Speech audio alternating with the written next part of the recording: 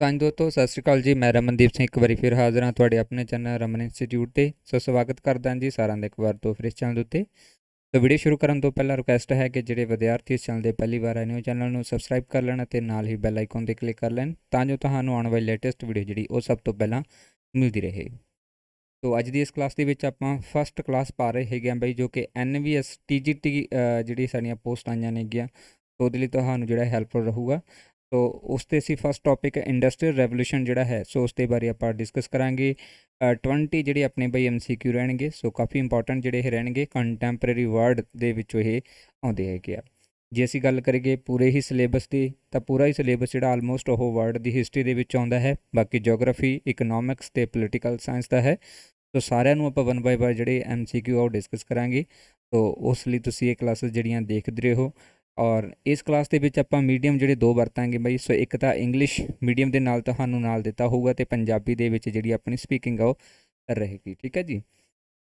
WhatsApp group join ਕਰਨ ਦੇ ਲਈ ਤੁਸੀਂ ਇਸ ਨੰਬਰ ਦੇ ਉੱਪਰ ਕੰਟੈਕਟ ਕਰ ਸਕਦੇ ਹੋ, ਜਿੱਥੇ ਤੁਹਾਨੂੰ ਸਾਰੀਆਂ ਕਲਾਸਾਂ ਦੀ PDF ਹੈ ਜਿਹੜੀ ਉਹ ਪ੍ਰੋਵਾਈਡ ਕੀਤੀ ਜਾਏਗੀ। ਵੀਡੀਓ ਨੂੰ ਲਾਈਕ ਕਰਨਾ, ਸ਼ੇਅਰ ਕਰਨਾ ਅਤੇ ਕਮੈਂਟ ਬਾਕਸ ਦੇ ਵਿੱਚ ਆਪਣੇ ਸੁਝਾਅ ਦੇਣੇ ਤੁਸੀਂ ਨਾ ਭੁੱਲਿਆ ਕਰੋ। ਅਤੇ ਜਿਹੜੇ ਵਿਦਿਆਰਥੀ ਨਵੇਂ ਆਉਂਦੇ ਹੁੰਦੇ ਨੇ ਉਹ ਪਲੀਜ਼ ਚੈਨਲ ਨੂੰ ਸਬਸਕ੍ਰਾਈਬ ਜ਼ਰੂਰ ਕਰ ਲਿਆ ਕਰੋ। ਸੋ ਇਹ ਸੀਰੀਜ਼ ਜਿਹੜੀ ਹੈ ਆਪਾਂ ਬਈ ਸ਼ੁਰੂ ਕਰਾਂਗੇ, ਪੂਰਾ ਕੰਪਲੀਟ ਕੋਰਸ ਜਿਹੜਾ ਹੈ, ਜਿਹਦੇ ਵਿੱਚ ਸਿਰਫ SST ਦੇ ਜਿਹੜੇ ਆਪਣੇ ਟੌਪਿਕਸ ਨੇ ਉਹਨਾਂ ਦੀ ਥਿਊਰੀ ਔਰ MCQ ਜਿਹੜੀ ਹੈ ਉਹ ਆਪਾਂ ਸ਼ੁਰੂ ਕਰਾਂਗੇ।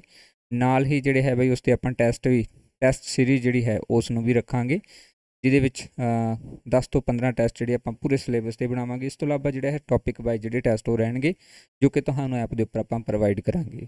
ਸੋ ਜਿਹੜੇ ਵੀ ਸਟੂਡੈਂਟ ਇੰਟਰਸਟਡ ਹੋਣਗੇ ਸੋ WhatsApp ਨੰਬਰ 'ਤੇ ਕੰਟੈਕਟ ਕਰ ਸਕਦੇ ਹੈਗੇ ਨੇ। ਇਸ ਤੋਂ ਇਲਾਵਾ ਆਪਣਾ ਟੈਲੀਗ੍ਰਾਮ ਜਿਹੜਾ ਚੈਨਲ ਹੈ ਉਹ ਵੀ ਆਪਾਂ ਕ੍ਰੀਏਟ ਕਰਾਂਗੇ, ਜਲਦੀ ਹੀ ਤੁਹਾਨੂੰ ਦੱਸ ਦੇਵਾਂਗੇ। ਤਾਂ ਸ਼ੁਰੂ ਕਰਦੇ ਹਾਂ ਦਾ ਸੈਸ਼ਨ ਬਈ। ਸੋ ਇੰਡਸਟਰੀਅਲ ਰੈਵੋਲੂਸ਼ਨ ਹੈ ਬਈ, ਵਰਡ ਦੇ ਨਾਲ ਜੁੜਿਆ ਹੋਇਆ ਹੈ।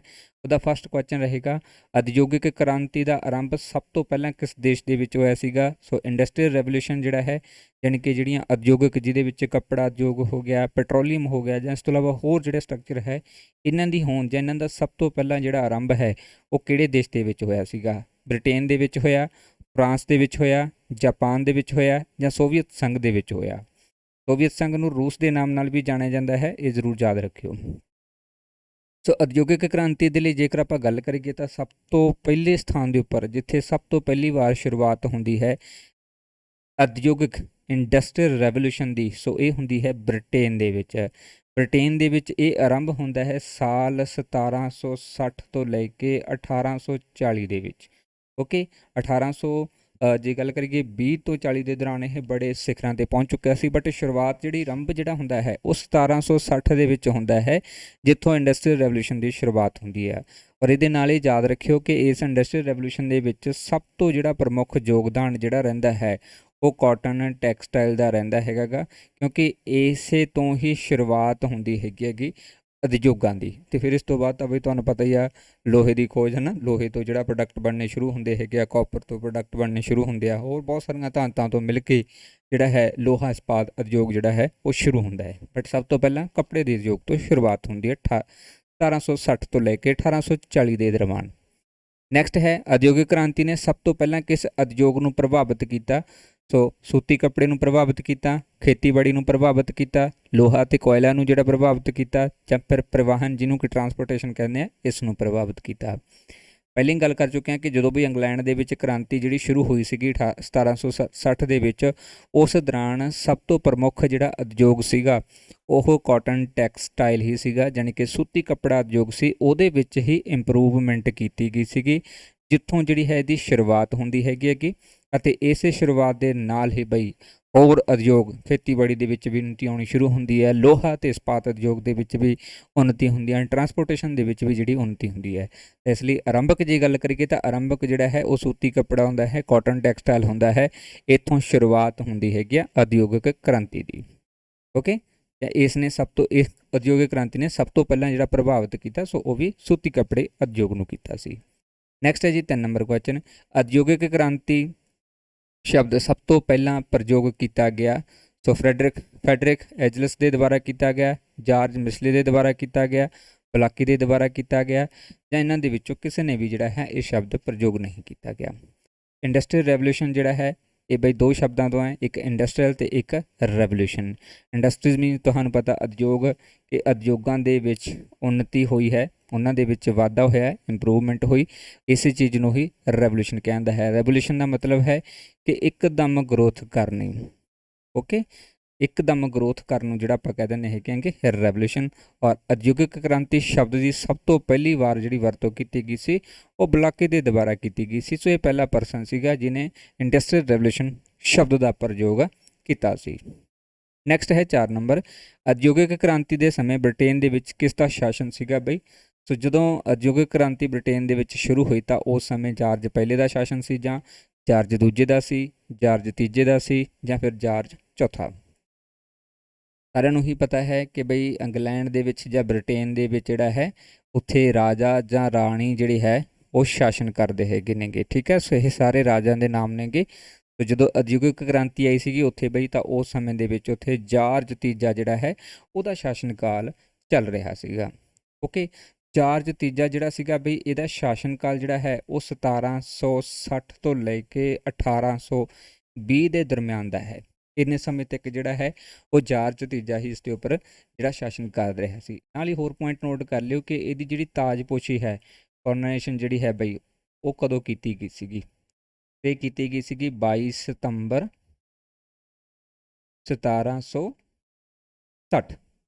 ਓਕੇ, ਵੈਸੇ 61 ਬਣਦਾ ਹੈ, ਠੀਕ ਹੈ, ਸ਼ੁਰੂਆਤ ਦਾ ਸੈਸ਼ਨ, ਬਟ 1760 ਤੋਂ ਜਿਹੜੀ ਇਹਦੀ ਸ਼ੁਰੂਆਤ ਹੋ ਜਾਂਦੀ ਹੈਗੀ। ਓਕੇ, ਜੇਕਰ ਆਪਾਂ ਇਹਦੇ ਉੱਪਰ ਗੱਲ ਕਰੀਏ, ਇਸ ਤੋਂ ਉੱਪਰ ਜਿਹੜਾ ਸੀਗਾ ਬਈ, ਠੀਕ ਹੈ, ਤਾਂ ਉਹ ਜਾਰਜ ਤੀਜਾ ਸੀਗਾ। ਠੀਕ ਹੈ, 1760 ਤੋਂ ਪਹਿਲਾਂ, ਅਤੇ 1820 ਤੋਂ ਸ਼ੁਰੂਆਤ ਹੁੰਦਾ ਹੈਗੀ ਆ ਬਈ, 1820 ਤੋਂ ਸ਼ੁਰੂਆਤ ਹੁੰਦੀ ਹੈ ਜਾਰਜ ਚੌਥੇ ਦੀ। ਓਕੇ, ਬਟ ਇੱਥੇ ਇੱਕ ਚੀਜ਼ ਹੋਰ ਨੋਟ ਕਰ ਲਈ ਜੋ ਬਹੁਤ ਇੰਪੋਰਟੈਂਟ ਹੈ, ਕਿ ਜੋ ਵਰਤਮਾਨ ਸਮੇਂ ਜਿਹੜੇ ਸ਼ਾਸਨ ਕਰ ਰਹੇ ਸੀਗੇ ਬਈ ਉਹ ਸੀਗੀ ਮਹਾਰਾਣੀ ਐਲਿਜ਼ਾਬੈਥ। ਓਕੇ, ਐਲਿਜ਼ਾਬੈਥ ਦੂਜੀ ਜਿਹੜੀ ਹੈ ਉਹਦਾ ਸ਼ਾਸਨ ਕਾਲ ਚੱਲ ਰਿਹਾ ਸੀ, ਜਿਹੜੀ ਕਿ 6 ਫਰਵਰੀ 1952 ਤੋਂ ਲੈ ਕੇ 8 ਸਤੰਬਰ 2022 ਤੱਕ, ਯਾਨੀ ਕਿ ਇਸ ਮਹੀਨੇ ਦੇ ਵਿੱਚ, ਇਸ ਸਤੰਬਰ ਦੇ ਵਿੱਚ 8 ਤਰੀਕ ਨੂੰ ਇਹਨਾਂ ਦੀ ਜਿਹੜੀ ਆ ਉਹ ਡੈਥ ਹੋ ਚੁੱਕੀ ਹੈਗੀ। ਸੋ ਇਹ ਕਰੰਟ ਅਫੇਅਰ ਦਾ ਜਿਹੜਾ ਸਵਾਲ ਆ ਸਕਦਾ ਹੈ, ਤੇ TGT ਐਨਵੀਸ ਦੇ ਵਿੱਚ ਜਿਹੜਾ ਹੈ ਪੱਕਾ ਆਉਣ ਦੀ ਜਿਹੜੀ ਸੰਭਾਵਨਾ ਉਹ ਰਹੇਗੀ। ਠੀਕ ਹੈ, ਕਿਉਂਕਿ ਕਰੰਟ ਦਾ ਵੀ ਜਿਹੜਾ ਇਹ ਕਵਰ ਕਰੇਗੀ। ਓਕੇ ਜੀ, ਔਰ ਇਹਦਾ ਜਿਹੜੀ ਤਾਜਪੋਸ਼ੀ ਹੋਈ ਸੀਗੀ ਬਈ ਇਹ ਵੀ ਯਾਦ ਕਰ ਲਿਓ। ਓਕੇ, ਕੋਲੋਨਾਈਜੇਸ਼ਨ ਜਿਹੜੀ ਹੈ, ਕੋਲੋਨਾਈਜੇਸ਼ਨ ਜਿਹੜੀ ਹੈ ਇਸਦੀ ਇਹ ਕਦੋਂ ਹੋਈ ਸੀਗੀ ਜੀ, 2 ਜੂਨ 1953 ਨੂੰ। ਓਕੇ, ਅਗਲੇ ਸਾਲ ਹੀ ਹੋਈ ਸੀਗੀ, 2 ਜੂਨ 1953 ਨੂੰ। ਅਤੇ ਇਹਦਾ ਜਿਹੜਾ ਸਕਸੈਸਰ ਬਣਿਆ ਹੈ, ਹੁਣ ਉੱਤਰਾਧਿਕਾਰੀ ਬਣਿਆ ਹੈ ਜਿਹੜਾ, ਉਹ ਨੋਟ ਕਰ ਲਿਓ ਵੀ ਕੌਣ ਆ ਹੁਣ ਵਰਤਮਾਨ ਸਮੇਂ ਇੰਗਲੈਂਡ ਦਾ ਰਾਜਾ, ਉਹ ਹੈ ਜੀ ਚਾਰਲਸ ਤੀਸਰਾ। ਓਕੇ, ਜੋ ਕਿ ਇਸੇ ਦਾ ਹੀ ਪੁੱਤਰ ਹੈਗਾ। ਸੋ ਇਹ ਤੀਸਰਾ ਜਿਹੜਾ ਇਸ ਦਾ ਉੱਤਰ ਅਧਿਕਾਰੀ ਹੈਗਾ। ਚਾਰਲਸ ਤੀਜਾ ਜਿਹੜਾ ਵਰਤਮਾਨ ਸਮੇਂ ਯਾਨੀ ਕਿ 9 ਸਤੰਬਰ ਤੋਂ ਸ਼ੁਰੂ ਹੋ ਗਿਆ ਬਾਈ। ਓਕੇ, ਇਹਦਾ ਸ਼ਾਸਨ ਕਾਲ। ਨੈਕਸਟ ਹੈ ਜੀ ਕੁਐਸਚਨ ਨੰਬਰ 5, 18ਵੀਂ ਸਦੀ ਦੇ ਵਿੱਚ ਖੇਤੀਬਾੜੀ ਕ੍ਰਾਂਤੀ ਕਿੱਥੇ ਆਈ ਸੀਗੀ? ਇੰਗਲੈਂਡ ਦੇ ਵਿੱਚ ਆਈ, ਫਰਾਂਸ ਦੇ ਵਿੱਚ ਆਈ, ਜਰਮਨੀ ਦੇ ਵਿੱਚ ਆਈ, ਜਾਂ ਜਾਪਾਨ ਦੇ ਵਿੱਚ ਆਈ? ਇਹਦਾ ਵੀ ਸੇਮ ਰਹੂਗਾ, ਕਿਉਂਕਿ ਉਦਯੋਗਿਕ ਕ੍ਰਾਂਤੀ ਜਿਹੜੀ ਹੈ ਉਹ ਸਭ ਤੋਂ ਪਹਿਲਾਂ ਇੰਗਲੈਂਡ ਦੇ ਵਿੱਚ ਆਈ ਸੀ, ਪੂਰੇ ਯੂਰਪ ਦੇ ਖੇਤਰ ਦੇ ਵਿੱਚ ਆਈ ਸੀਗੀ। ਠੀਕ ਹੈ, ਸੋ ਜਿਸ ਦੇ ਕਾਰਨ ਕਰਕੇ ਇਹਦੀ ਕ੍ਰਾਂਤੀ ਦੀ ਸ਼ੁਰੂਆਤ ਦੇ ਨਾਲ ਹੀ ਖੇਤੀਬਾੜੀ ਦੇ ਵਿੱਚ ਵੀ ਬੜੀ ਉન્નਤੀ ਹੋਈ 18ਵੀਂ ਸਦੀ ਦੇ ਵਿੱਚ, ਅਤੇ ਇਹ ਸ਼ੁਰੂਆਤ ਵੀ ਇੰਗਲੈਂਡ ਨੇ ਹੀ ਕੀਤੀ ਸੀ। ਇੰਗਲੈਂਡ ਤੋਂ ਹੀ ਇਸ ਦੀ ਜਿਹੜੀ ਸ਼ੁਰੂਆਤ ਹੋ ਚੁੱਕੀ ਸੀਗੀ। ਨੈਕਸਟ ਹੈ 6 ਨੰਬਰ, ਉਦਯੋਗਿਕ ਕ੍ਰਾਂਤੀ ਦੇ ਦੌਰਾਨ ਊਰਜਾ ਦੇ ਨਵੇਂ ਸਰੋਤਾਂ ਦੇ ਵਿੱਚ ਸ਼ਾਮਲ ਕੀਤਾ ਗਿਆ ਪੈਟਰੋਲੀਅਮ ਨੂੰ, ਕੋਇਲੇ ਨੂੰ, ਬਿਜਲੀ ਨੂੰ, ਜਾਂ ਫਿਰ ਉਪਰੋਕਤ ਸਾਰੇ ਨੂੰ? ਜਿੱਦਾਂ ਹੀ ਇੰਡਸਟਰੀਅਲ ਰੈਵੋਲੂਸ਼ਨ ਜਿਹੜੀ ਹੈ ਇੰਪਰੂਵ ਹੁੰਦੀ ਹੈ, ਵਿਸ਼ਵ ਦੇ ਵਿੱਚ ਫੈਲਦੀ ਹੈਗੀ ਆ, ਇੰਗਲੈਂਡ ਪੂਰਨ ਤੌਰ 'ਤੇ ਕਬਜ਼ਾ ਕਰ ਲੈਂਦਾ ਇਸ ਇੰਡਸਟਰੀਅਲ ਰੈਵੋਲੂਸ਼ਨ ਦੇ ਵਿੱਚ। ਓਕੇ, ਤਾਂ ਇਸ ਦੇ ਨਾਲ ਹੀ ਕੁਝ ਨਵੇਂ ਸਰੋਤ ਜਿਹੜੇ ਹੈ ਜਿਨ੍ਹਾਂ ਦੀ ਲੋੜ ਮਹਿਸੂਸ ਕੀਤੀ ਜਾਂਦੀ ਹੈ, ਸੋ ਉਹਨਾਂ ਨੂੰ ਜਿਹੜਾ ਹੋਂਦ ਦੇ ਵਿੱਚ ਲਿਆਂਦਾ ਜਾਂਦਾ ਹੈ, ਜਿਹਦੇ ਵਿੱਚ ਪੈਟਰੋਲੀਅਮ, ਕੋਇਲ, ਇਲੈਕਟ੍ਰਿਸਿਟੀ, ਇਹ ਤਿੰਨੋਂ ਜਿਹੜੇ ਬਈ ਸੋਰਸ ਨੇਗੇ ਇਹ ਸ਼ਾਮਲ ਹੋ ਜਾਂਦੇ ਹੈਗੇ ਨੇਗੇ ਉਦਯੋਗਿਕ ਕ੍ਰਾਂਤੀ ਦੇ ਨਵੇਂ ਸਰੋਤਾਂ ਦੇ ਵਿੱਚ। ਕਿਉਂਕਿ ਜਦੋਂ ਇੰਡਸਟਰੀ ਲੱਗ ਗਈ ਤਾਂ ਇਹਨਾਂ ਸਾਰੀਆਂ ਚੀਜ਼ਾਂ ਦੀ ਜ਼ਰੂਰਤ ਪਈ। ਪੈਟਰੋਲੀਅਮ ਦੇ ਨਾਲ ਟਰਾਂਸਪੋਰਟੇਸ਼ਨ ਕਰਨਾ ਜਿਹੜਾ ਸੌਖਾ ਸੀ, ਕੋਇਲ ਦੇ ਨਾਲ ਜਿਹੜਾ ਸੀ, ਕੋਲੇ ਦੇ ਨਾਲ ਜਿਹੜਾ ਸੀਗਾ ਵੀ ਹੈ ਨਾ, ਸੋ ਜਿਹੜੇ ਸਮਾਨ ਸੀ ਉਹਨਾਂ ਨੂੰ ਤਿਆਰ ਕਰਨ ਦੇ ਵਿੱਚ ਮਦਦ ਮਿਲਦੀ ਸੀਗੀ। ਇਸ ਤੋਂ ਇਲਾਵਾ ਬਿਜਲੀ ਦੇ ਨਾਲ ਜਿਹੜੀਆਂ ਮਸ਼ੀਨਾਂ ਨੇ ਉਹ ਕੰਮ ਕਰਦੀਆਂ ਸੀ, ਅਤੇ ਲੋੜ ਦੇ ਅਨੁਸਾਰ ਜਿਹੜੇ ਹੈ ਨਵੇਂ ਊਰਜਾ ਦੇ ਸਰੋਤ ਹੋਂਦ ਦੇ ਵਿੱਚ ਆਉਣੇ ਸ਼ੁਰੂ ਹੋ ਗਏ ਸੀਗੇ। ਨੈਕਸਟ ਹੈ 7 ਨੰਬਰ, ਉਦਯੋਗਿਕ ਕ੍ਰਾਂਤੀ ਦੇ ਕਾਰਨ ਯਾਤਾਯਾਤ ਦੀ ਗਤੀ ਉੱਤੇ ਕੀ ਪ੍ਰਭਾਵ ਪਿਆ? ਯਾਤਾਯਾਤ ਮਤਲਬ ਟਰਾਂਸਪੋਰਟੇਸ਼ਨ, ਠੀਕ ਹੈ, ਆਵਾਜਾਈ। ਇਹ ਘਟ ਗਈ ਸੀਗੀ, ਵੱਧ ਗਈ ਸੀਗੀ, ਜਾਂ ਅਪਰਿਵਰਤਿਤ ਰਹੀ ਸੀਗੀ, ਜਾਂ ਫਿਰ ਉਪਰੋਕਤ ਦੇ ਵਿੱਚੋਂ ਕੋਈ ਨਹੀਂ। ਸੁਭਾਵਿਕ ਜੀ ਗੱਲ ਹੈ ਕਿ ਲੋੜ ਮਹਿਸੂਸ ਹੋਈ, ਉਦਯੋਗ ਲਗਾਏ ਗਏ, ਉਦਯੋਗਾਂ ਦੇ ਕਾਰਨ ਕਰਕੇ ਸਾਨੂੰ ਮਸ਼ੀਨਰੀ ਦੀ ਜ਼ਰੂਰਤ ਸੀਗੀ, ਜਿਹਦੇ ਕਾਰਨ ਕਰਕੇ ਟਰਾਂਸਪੋਰਟੇਸ਼ਨ ਜਿਹੜੀ ਹੈ ਆਟੋਮੈਟਿਕਲੀ ਇਨਕਰੀਜ਼ ਹੋਊਗੀ ਬਈ, ਕਿਉਂਕਿ ਸਮਾਨ ਨੂੰ ਜਿਹੜਾ ਹੈ ਇੱਕ ਜਗ੍ਹਾ ਤੋਂ ਦੂਸਰੀ ਜਗ੍ਹਾ 'ਤੇ ਲੈ ਕੇ ਜਾਣ ਦੇ ਲਈ ਮਸ਼ੀਨਰੀ ਦੀ ਜਿਹੜੀ ਉਹ ਜ਼ਰੂਰਤ ਪੈ ਸਕਦੀ ਹੈ, ਜਿਸ ਦੇ ਵਿੱਚ ਉਸ ਸਮੇਂ ਦੇ ਵਿੱਚ ਜਹਾਜ਼ਾਂ ਦੀ ਜਿਹੜੇ ਕਹਿ ਸਕਦੇ ਹਾਂ ਖੋਜ ਹੋਈ, ਠੀਕ ਹੈ, ਜਹਾਜ਼ ਬਣਾਏ ਗਏ, ਸ਼ਿਪਸ ਜਿਹੜੀਆਂ ਉਹ ਬਿਲਡ ਕੀਤੀਆਂ ਗਈਆਂ, ਇਸ ਤੋਂ ਇਲਾਵਾ ਜਿਹੜੇ ਹੈ ਨਾ ਟ੍ਰੇਨ ਜਿਹੜੀ ਹੈ ਜਾਣੀ ਰੇਲ ਗੱਡੀਆਂ ਜਿਹੜੀਆਂ ਨੇ ਉਹ ਹੋਣ ਦੇ ਵਿੱਚ ਲਿਆਂਦੀਆਂ ਗਈਆਂ। ਸੋ ਇਸੇ ਕਾਰਨ ਕਰਕੇ ਟਰਾਂਸਪੋਰਟੇਸ਼ਨ ਜਿਹੜੀ ਹੈ ਬਈ ਉਹ ਇਨਕਰੀਜ਼ ਹੋਈ ਸੀਗੀ, ਨਾ ਕਿ ਘਟੀ ਸੀਗੀ। ਨੈਕਸਟ ਹੈ ਜੀ 8 ਨੰਬਰ, ਉਦਯੋਗਿਕ ਕ੍ਰਾਂਤੀ ਦੇ ਕਾਰਨ ਹੋਏ ਪਰਿਵਰਤਨਾਂ ਦੇ ਅੰਤਰਗਤ ਆਵਾਜਾਈ ਦੇ ਨਵੇਂ ਸਾਧਨਾਂ ਦੇ ਵਿੱਚ ਸ਼ਾਮਲ ਕੀਤਾ ਗਿਆ ਸੀ ਜੀ ਰੇਲ ਗੱਡੀਆਂ ਨੂੰ, ਜਹਾਜ਼ਾਂ ਨੂੰ, ਜਾਂ ਫਿਰ ਏ ਔਰ ਬੀ, ਜਾਂ ਫਿਰ ਉਪਰੋਕਤ ਦੇ ਵਿੱਚੋਂ ਕੋਈ ਨਹੀਂ। ਹੁਣੇ ਦੱਸਿਆ ਲਾਸਟ ਕੁਐਸਚਨ 'ਚ ਕਿ ਉਦਯੋਗਿਕ ਕ੍ਰਾਂਤੀ ਦੇ ਕਾਰਨ ਕਰਕੇ ਬਈ ਜਿਹੜਾ ਸਮਾਨ ਸੀ, ਭਾਰੀ ਸਮਾਨ ਸੀ, ਜਿਹੜਾ ਮਸ਼ੀਨਾਂ ਦੇ ਦੁਆਰਾ ਤਿਆਰ ਕੀਤਾ ਜਾਂਦਾ ਸੀ, ਉਹਨੂੰ ਤਿਆਰ ਮਾਲ ਨੂੰ ਦੂਸਰੀ ਜਗ੍ਹਾ 'ਤੇ ਪਹੁੰਚਾਉਣ ਦੇ ਲਈ ਸਾਨੂੰ ਸਾਧਨਾਂ ਦੀ ਲੋੜ ਸੀਗੀ। ਇਸ ਲਈ ਕੁਝ ਨਵੀਆਂ ਖੋਜਾਂ ਹੋਈਆਂ, ਜਿਹਦੇ ਵਿੱਚ ਬਈ ਪ੍ਰਮੁੱਖ ਤੌਰ 'ਤੇ ਰੇਲ ਗੱਡੀ ਦਾ ਅਹਿਮ ਯੋਗਦਾਨ ਰਿਹਾ। ਇਸ ਤੋਂ ਇਲਾਵਾ ਜਿਹੜੇ ਜਹਾਜ਼, ਸ਼ਿਪ ਸੀਗੀਆਂ ਜਾਂ ਹਵਾਈ ਜਹਾਜ਼ ਸੀ, ਉਹਨਾਂ ਦੀ ਲੋੜ ਮਹਿਸੂਸ ਹੋਈ। ਸੋ ਇਸ ਕਰਕੇ ਦੋਨੋਂ ਚੀਜ਼ਾਂ ਜਿਹੜੀਆਂ ਨੇ ਨਵੇਂ ਸਾਧਨਾਂ ਦੇ ਹੋਣ ਦੇ ਵਿੱਚ ਸ਼ਾਮਲ ਹੋ ਗਏ ਸੀਗੇ। ਨੈਕਸਟ ਕੁਐਸਚਨ ਹੈ 9 ਨੰਬਰ, ਬ੍ਰਿਟੇਨ ਦੇ ਅੰਤਰਰਾਸ਼ਟਰੀ ਵਪਾਰ ਦੇ ਵਿੱਚ ਪ੍ਰਗਤੀ ਕਦੋਂ ਆਈ ਸੀਗੀ ਬਈ?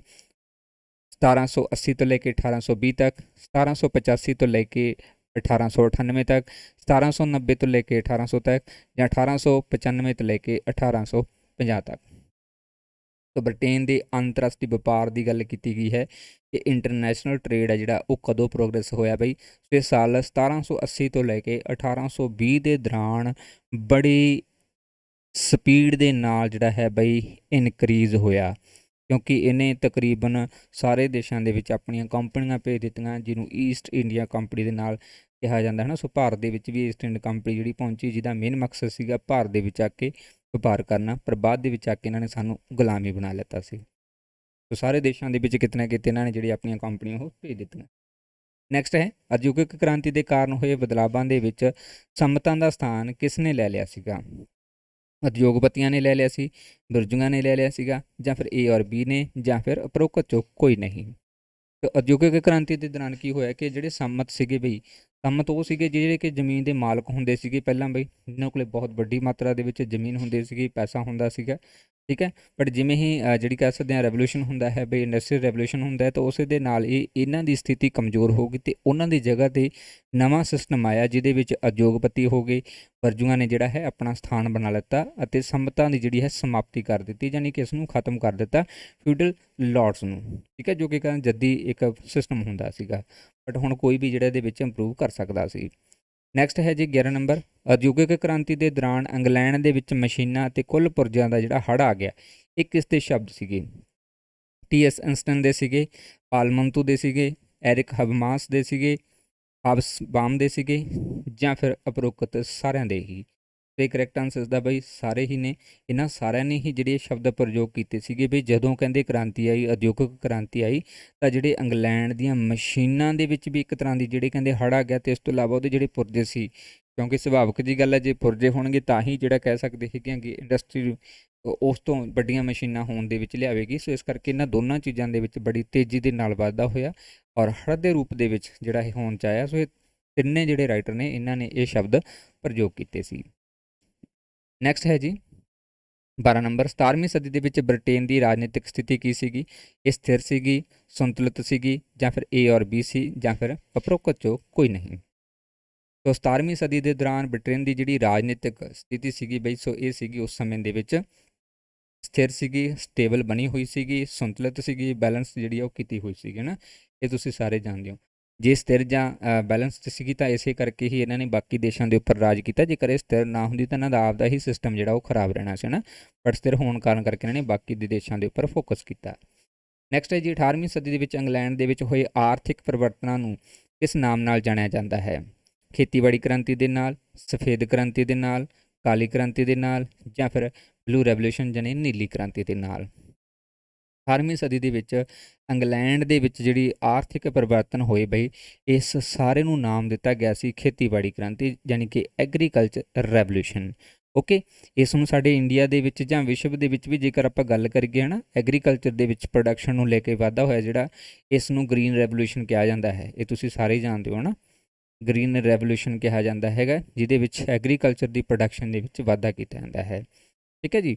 ਇਹਦੇ ਨੀਲੀ ਕ੍ਰਾਂਤੀ ਜਿਹੜੀ ਹੈ ਇਹ ਮੱਛੀਆਂ ਦੇ ਉਤਪਾਦਨ ਦੇ ਨਾਲ ਸੰਬੰਧਿਤ ਸੀਗੀ। ਸਫੇਦ ਕ੍ਰਾਂਤੀ ਸੀਗੀ ਜਿਹੜੀ, ਇਹ ਦੁੱਧ ਦੇ ਨਾਲ ਰਿਲੇਟਡ ਸੀਗੀ।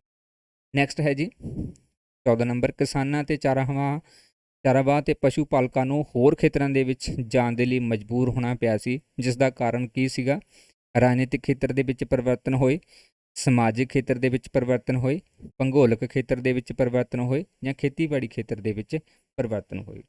ਤੋਂ ਇੰਗਲੈਂਡ ਦੇ ਜਿਹੜੇ ਬਈ ਕਿਸਾਨ ਸੀ ਜਾਂ ਚਾਰਾਵਾਹਕ ਸੀਗੇ ਜਾਂ ਫਿਰ ਪਸ਼ੂ ਪਾਲਕ ਸੀ, ਉਹ ਆਪਣੇ ਆਪਣੇ ਖੇਤਰਾਂ ਤੋਂ ਜਿਹੜਾ ਛੱਡ ਕੇ ਕਿਸੇ ਦੂਸਰੇ ਖੇਤਰ ਦੇ ਵਿੱਚ ਜਾਣਾ ਸ਼ੁਰੂ ਕਰ ਦਿੰਦੇ ਹੈਗੇ ਨੇ, ਜਿਹਦਾ ਮੁੱਖ ਕਾਰਨ ਸੀਗਾ ਉਸ ਸਮੇਂ ਦੇ ਵਿੱਚ ਖੇਤੀ ਦੇ ਵਿੱਚ ਖੇਤਰ ਦੇ ਵਿੱਚ ਪਰਿਵਰਤਨ। ਕਿਉਂਕਿ ਇੰਡਸਟਰੀਅਲ ਰੈਵੋਲੂਸ਼ਨ ਦੇ ਨਾਲ ਜਿਹੜਾ ਹੈ ਬਈ ਖੇਤੀਬਾੜੀ ਬੜੀ ਇੰਪਰੂਵ ਹੋ ਗਈ ਸੀਗੀ, ਜਿਸ ਦੇ ਕਾਰਨ ਕਰਕੇ ਜ਼ਮੀਨਾਂ ਵੱਡੀ ਮਾਤਰਾ ਦੇ ਵਿੱਚ ਤਿਆਰ ਕਰਨੀਆਂ ਸੀ, ਜਿਸ ਦੇ ਕਾਰਨ ਕਰਕੇ ਬਹੁਤ ਸਾਰੀ ਜ਼ਮੀਨ ਨੂੰ ਖਾਲੀ ਕਰਾਇਆ ਗਿਆ, ਜਿਸ ਦੇ ਕਾਰਨ ਕਰਕੇ ਉੱਥੋਂ ਦੇ ਕਿਸਾਨ ਚਾਰਾਵਾਹਕ ਜਾਂ ਪਸ਼ੂ ਪਾਲਕਾਂ ਨੂੰ ਜਿਹੜਾ ਹੈ ਦੂਸਰੇ ਖੇਤਰਾਂ ਦੇ ਵਿੱਚ ਜਾਣ ਦੇ ਲਈ ਮਜਬੂਰ ਹੋਣਾ ਪੈ ਗਿਆ ਸੀਗਾ।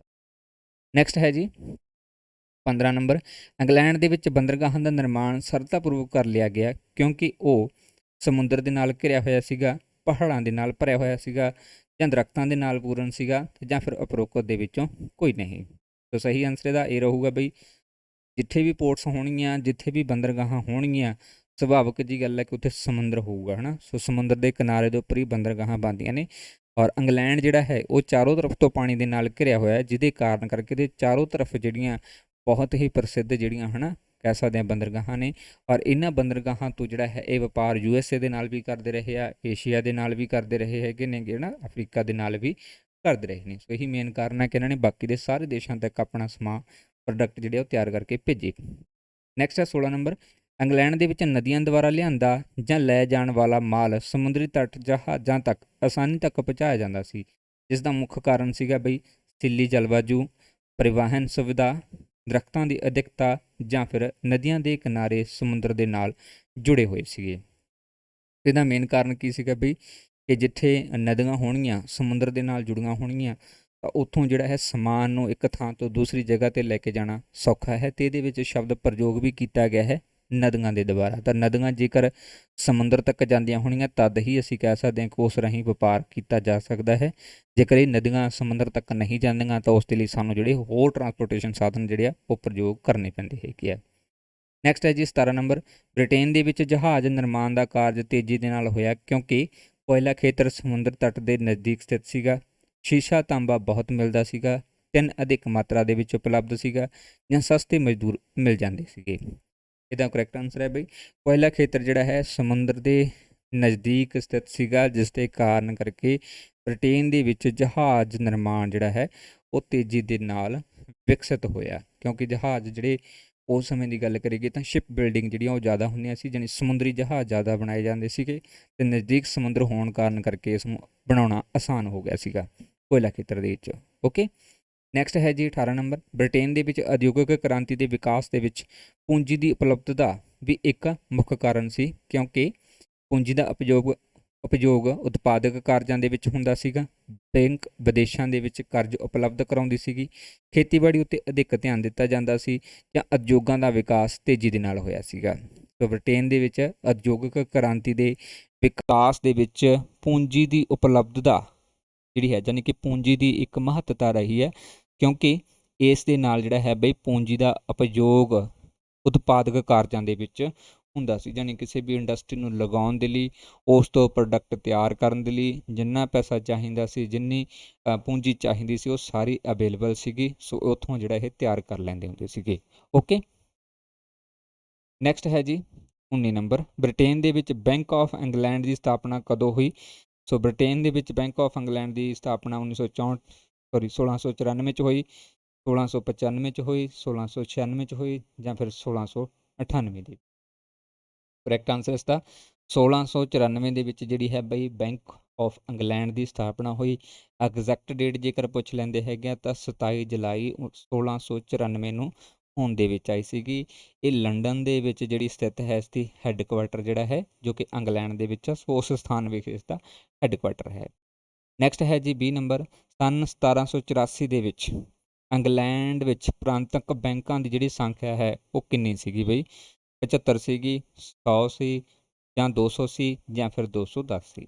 ਇੱਕ ਤਾਂ ਬੈਂਕ ਆਫ ਇੰਗਲੈਂਡ ਹੋਊਗੀ ਜਿਹੜੀ ਕਿ ਸੈਂਟਰ ਦੇ ਵਿੱਚ ਸੀ, ਸਾਰਿਆਂ ਨੂੰ ਕੰਟਰੋਲ ਕਰਦੀ ਹੈ, ਜਿਵੇਂ ਕਿ ਅੱਜ ਕੱਲ੍ਹ ਵਰਤਮਾਨ ਸਮੇਂ ਭਾਰਤ ਦੇ ਵਿੱਚ ਹੈ ਨਾ ਰਿਜ਼ਰਵ ਬੈਂਕ ਆਫ ਇੰਡੀਆ ਆ ਜਾਂਦੀ ਹੈ। ਸੋ ਉਸੇ ਤਰੀਕੇ ਦੇ ਨਾਲ ਇਹ ਇੰਗਲੈਂਡ ਦੇ ਵਿੱਚ ਸੀਗੀ। ਇੰਗਲੈਂਡ ਦੇ ਵਿੱਚ ਬਾਕੀ ਇਸ ਬੈਂਕ ਆਫ ਇੰਗਲੈਂਡ ਦੇ ਅਧੀਨ ਹੁੰਦੀਆਂ ਸੀਗੀਆਂ, ਜੋ ਕਿ ਪ੍ਰਾਂਤਕ ਜਾਂ ਪ੍ਰੋਵਿਜ਼ਨਲ ਜਿਹੜੀਆਂ ਬੈਂਕਸ ਕਹਾਉਂਦੀਆਂ ਸੀਗੀਆਂ। 1784 ਤੱਕ ਇਹਨਾਂ ਦੀ ਗਿਣਤੀ ਜਿਹੜੀ ਹੈ ਉਹ 100 ਹੋ ਚੁੱਕੀ ਸੀਗੀ। ਹੁਣ ਇਹ ਵੀ ਬਈ ਇੰਡਸਟਰੀਅਲ ਰੈਵੋਲਿਊਸ਼ਨ ਦੇ ਨਾਲ ਜੁੜਿਆ ਹੋਇਆ ਖੇਤਰ ਹੀ ਹੈ, ਕਿਉਂਕਿ ਜੇਕਰ ਇੰਡਸਟਰੀ ਡਿਵੈਲਪ ਹੋਈ, ਲੋਕਾਂ ਕੋਲੇ ਪੈਸਾ ਆਇਆ, ਤਾਂ ਸੁਭਾਵਿਕ ਜਿਹੀ ਗੱਲ ਹੈ ਕਿ ਉਹਨਾਂ ਨੇ ਆਪਣੇ ਆਪਣੇ ਖੇਤਰਾਂ ਦੇ ਵਿੱਚ, ਪ੍ਰਾਂਤਾਂ ਦੇ ਵਿੱਚ ਜਿਹੜੀਆਂ ਬੈਂਕਸ ਨੇ ਉਹਨਾਂ ਨੂੰ ਬਣਾਉਣਾ ਸ਼ੁਰੂ ਕਰ ਦਿੱਤਾ ਸੀ। ਓਕੇ, ਅੱਜ ਦੀ ਕਲਾਸ ਦੇ ਵਿੱਚ ਆਪਣਾ ਇੰਨਾ ਹੀ।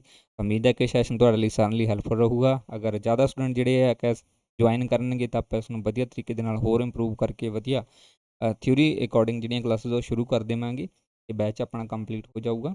ਓਕੇ, ਸੋ WhatsApp ਗਰੁੱਪ ਜੁਆਇਨ ਕਰਨ ਦੇ ਲਈ ਤੁਸੀਂ ਇਸ ਨੰਬਰ ਦੇ ਉੱਪਰ ਕੰਟੈਕਟ ਕਰ ਸਕਦੇ ਹੋ। ਵੀਡੀਓ ਨੂੰ ਲਾਈਕ ਕਰਨਾ, ਸ਼ੇਅਰ ਕਰਨਾ ਅਤੇ ਕਮੈਂਟ ਬਾਕਸ ਦੇ ਵਿੱਚ ਆਪਣੇ ਸੁਝਾਅ ਦੇਣੇ ਤੁਸੀਂ ਨਾ ਭੁੱਲਿਆ ਕਰੋ। Thank you so much.